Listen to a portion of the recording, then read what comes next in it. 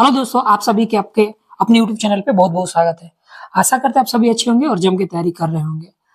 तो जो पहले हम वीडियो बनाते थे तो जो भी हमारे पास नॉलेज था जैसे जैसे हम लोग अपने एग्जाम के समय किए थे तो उस समय वो सारा बात आप लोगों के साथ शेयर करते थे। फिर आज ख्याल आया कि जैसे कि पर्यावरण से संबंधित जो क्वेश्चन होते हैं वो आपका पीटी हो या मेंस उसमें आता ही आता है। तो हमारे पास मेरी कॉपी में कुछ कुछ लिखे हुए थे जो पर्यावरण संबंधित इंपॉर्टेंट पॉइंट्स थे, तो सोचे कि चलिए आपके साथ कुछ शेयर किया जाए। तो वही आप पीछे देख रहे होंगे बोर्ड पे तकरीबन 10 या 15 क्वेश्चन लिखे हुए हैं। अगर फिर आपको अच्छा लगेगा तो फिर दूसरा भी वीडियो पर्यावरण से संबंधित ही बनाएंगे, क्योंकि पर्यावरण से हम अच्छा खासा उसमें पढ़े हुए थे ताकि क्वेश्चन ना छूटे। तो चलिए शुरू करते हैं।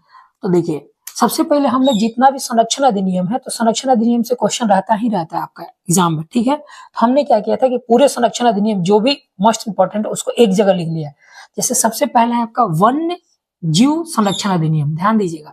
वन्य जीव संरक्षण अधिनियम 1972 में है, ठीक है। तो जब वन्य जीव संरक्षण अधिनियम 1972, बाघ संरक्षण अधिनियम टाइगर संरक्षण अधिनियम 1973, ये वाला तो हमेशा पूछता है, नॉर्मली आपको हर सेट में मिल ही जाएगा, ठीक है ना। इससे रिलेट करके और भी आगे पढ़ेंगे। तो वन्य जीव संरक्षण अधिनियम 72 हो गया, बाघ संरक्षण अधिनियम 73 हो गया 1973। फिर देखिए जल संरक्षण अधिनियम 1974।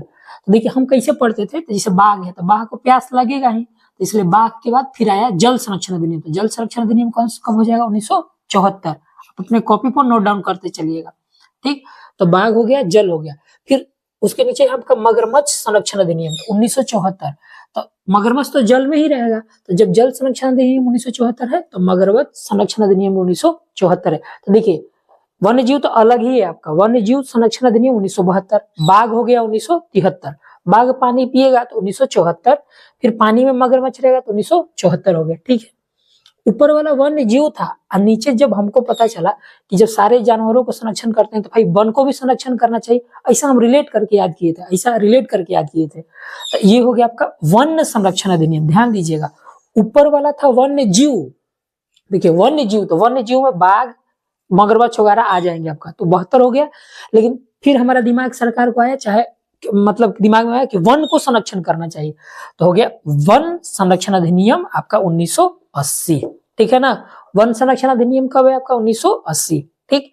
फिर वन के बाद पर्यावरण, पूरा ओवरऑल, फिर धीरे धीरे समझ में आया कि वन से नहीं होगा, पूरा चीज को संरक्षण करना पड़ेगा, तो हमने पर्यावरण संरक्षण अधिनियम लेके आया 1986। ये जो हम आपको बता रहे हैं बस याद करने का, मतलब हम लोग कैसे इसको याद कर सकते हैं आसानी से, और कुछ नहीं। तो हो गया पर्यावरण संरक्षण अधिनियम 1986, ठीक। जब 86 हो गया तो भाई किसी भी चीज को चलाने के लिए कुछ नीति का जरूरत पड़ता है, तो आया हमारा राष्ट्रीय वन नीति। कौन सा आया आपका? राष्ट्रीय वन नीति। राष्ट्रीय वन नीति कब है? 1988। ये भी क्वेश्चन हमेशा एग्जाम में आता है आपका, राष्ट्रीय वन नीति कब है? 1988, ठीक। अब देखिए राष्ट्रीय वन नीति 1988 हो गया, ठीक है। अब देखिए हाथी संरक्षण अधिनियम कब है आपका? तो हाथी संरक्षण अधिनियम हो जाएगा 1992, ठीक। ये भी आपका हमेशा क्वेश्चन आते रहता है। हाथी हो गया, फिर लगातार हम सारा सीक्वेंस में लिख दिए, एक बार फिर हम समराइज भी करेंगे। फिर लाल पंडा, रेड पंडा हो गया 1996। गेंडा संरक्षण अधिनियम हो जाएगा आपका 2000 में, ठीक है। गिद्ध जो होता है, गिद्ध, तो गिद्ध हो जाएगा, गिद्ध का देखिएगा तो गर्दन ऐसे टाइप का बना रहता है आपका, चोंच, ठीक। तो गिद्ध ये 6 हो गया, तो 2006 गिद्ध संरक्षण अधिनियम 2006। देखिए एक बार समराइज करते, पहले आया वन जीव को, माने वन में जो रहने वाले जीव उनको संरक्षण करना चाहिए, तो वन जीव 1972। बाघ हो गया 1973। जल संरक्षण अधिनियम 1974, क्योंकि बाघ को पानी पीना है, और मगरमच्छ कहाँ रहेगा? जल में, तो मगरमच्छ और जल दोनों एक साथ हो गया 1974 में। फिर पता चला कि नहीं पूरे वन को संरक्षण करना है, तो हो गया 1980 में, ठीक। फिर नहीं, पूरा इन्वायरमेंट, पूरा पर्यावरण जिसमें जल थल सब आना चाहिए, तो पर्यावरण संरक्षण अधिनियम हो गया 1986, ठीक। फिर रहा कि नहीं इस सबको चलाने के लिए किसी नीति का जरूरत होना चाहिए, तो आया हमारा राष्ट्रीय वन नीति। राष्ट्रीय वन नीति कब आया था? 1988 ईस्वी में आया था, ठीक है। हाथी 1992, लाल पंडा हो जाएगा 1996, गेंडा 2000 में, और गिद्ध 2006 में। तो ये मोस्ट इंपॉर्टेंट था, आप इसको नोट डाउन कर लीजिएगा और रिवीजन कर, ऐसे आपको याद भी हो गया होगा और पहले से जानते थे तो और अच्छा बात है। चलिए फिर दूसरा पॉइंट था आपका कि कुछ जो संस्थान थे जो पर्यावरण संबंधित, वो इंपॉर्टेंट है, जो हमेशा एग्जाम में आते रहते, जैसे एनजीटी। एनजीटी क्या है आपका? तो नेशनल ग्रीन ट्रिब्यूनल। आप इसका फुल फॉर्म भी नोट डाउन कर लीजिएगा, क्योंकि पूछता है एनजीटी क्या, पूछ सकता है कि एनजीटी क्या है, इसका फुल फॉर्म क्या है? तो नेशनल ग्रीन ट्रिब्यूनल, इसका स्थापना होता है 2010 में। यह भारत सरकार की एक एजेंसी है और इसका मुख्य काम जो होता है पर्यावरण संबंधी जीवी जितने भी चीजें होते हैं उनका संरक्षण करना, उससे संबंधित कानूनी कार्रवाई करना हो मतलब कभी कभी जितने भी प्राकृतिक वन जो जल क्षेत्र होते हैं या वन क्षेत्र उस पर प्राइवेट लोगों के द्वारा ऑक्युपाई कर लिया जाता है, कब्जा कर लिया जाता है, तो फिर उन सब चीजों को कौन कानूनी कार्रवाई करेगा, तो यही संस्थान करेगा। और इसका पावर मतलब कोर्ट के बराबर होता है। जैसे कोर्ट को किसी भी चीज को फैसला दे सकती है, उसी तरह से एनजीटी का इतना पावर दिया गया। तो नेशनल ग्रीन ट्रिब्यूनल हो गया 2010 ईस्वी में। इसका हेडक्वार्टर कहाँ पर है आपका? न्यू दिल्ली में। ठीक, अब आते हैं, ये राष्ट्रीय था हमारा देश का था UNEP, united nation environment program, ठीक है ना। ये वर्ल्ड का है आपका यूनाइटेड नेशन इन्वायरमेंट प्रोग्राम। इसका स्थापना होता है 1972 ईस्वी में। ठीक, ये भी पर्यावरण से संबंधित पूछ देगा यूएनईपी क्या है, तो पर्यावरण से संबंधित। एनजीटी भी तो आप पकड़ ही लीजिएगा, फुल फॉर्म भी देख लीजिए। ये आईयूसीएन जो रेड डाटा बुक वगैरह जो होता है वो कौन जारी करता है, तो आईयूसीएन ही जारी करता है। इसका फुल फॉर्म होता है international union for conservation of nature. इसका फुल फॉर्म क्या होता है, इधर ठीक है, इसे पकड़ लीजिएगा, international union conservation of nature. इसका स्थापना होता है 1948 ईस्वी में। ये इंटरनेशनल एजेंसी था। ठीक, तो एक इधर था, फिर थोड़ा सा आगे आते हैं।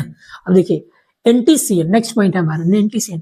तो जितने भी हमारे देश में बाघों का जो काउंटिंग करता है तो कोई एजेंसी करती होगी ना, तो वो करता है आपका एनटीसीएन। तो पूछ देगा एनटीसीएन का फुल फॉर्म में पूछा जा सकता है, या बाघों का काउंटिंग कौन सी संस्था करती है, कौन सी एजेंसी करती है, तो नेशनल टाइगर कंजर्वेशन अथॉरिटी। इसी का मतलब रिपोर्ट के अनुसार पता किया जाता है कि कितने हैं आपका। तो इसका स्थापना 2005 में।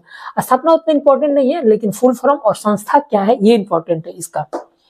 अब आइए तीसरा पॉइंट में आते हैं, परितंत्र। ये आपको सेट बनाते होंगे तो इसमें क्वेश्चन आपको मिला होगा, निम्नलिखित में से कौन सा पारितंत्र प्राकृतिक पारितंत्र है, या निम्नलिखित में से कौन सा पारितंत्र कृत्रिम पारितंत्र है। ठीक है, तो देखिए वन, तालाब, झील ये सब प्राकृतिक पारितंत्र होते हैं, और धान का जो खेत होता है वो कृत्रिम पारितंत्र होता है। ये सेट में ऐसा आपको सेम टू सेम देखने को मिल जाएगा।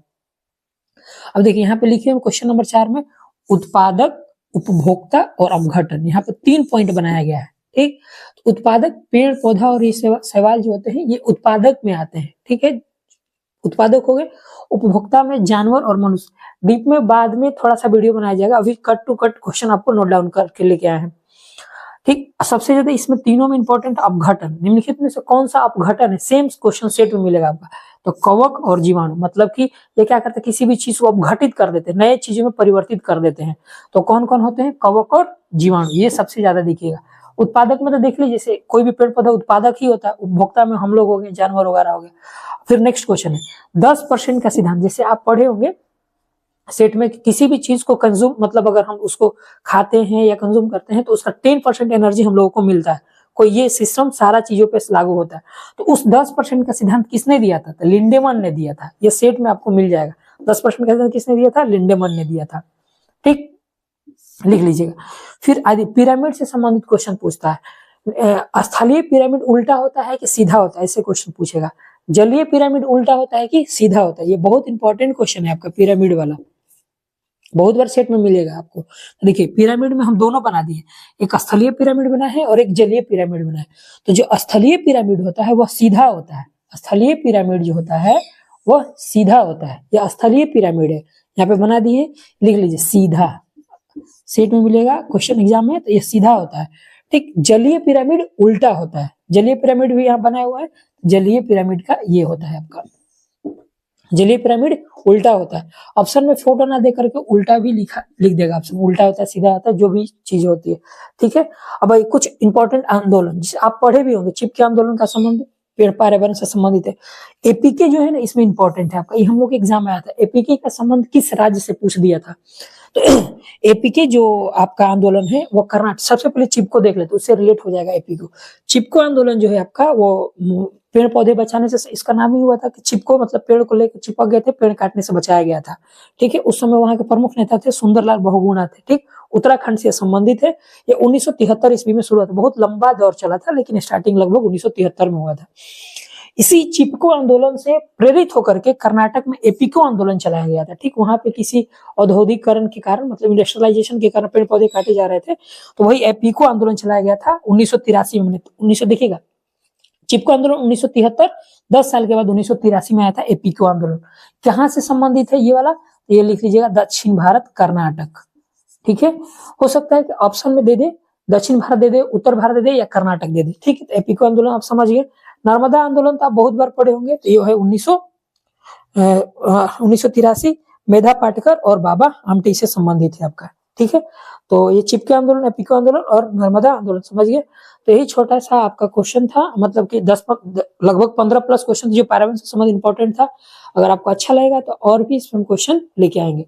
तो फिर मिलते हैं अगले वीडियो में, तब तक के लिए जय हिंद। नर्मदा जो हुआ था, सॉरी यहाँ पे नर्मदा आंदोलन जो हुआ था 1983 नहीं होगा, 1985 होगा। ठीक है, चिपको 73 था, एपिको 83 था 10 साल में, और नर्मदा जो था आंदोलन वो 85 था आपका। तो आज के लिए बस इतना ही, फिर मिलता है अगले वीडियो में, तब तक के लिए जय हिंद।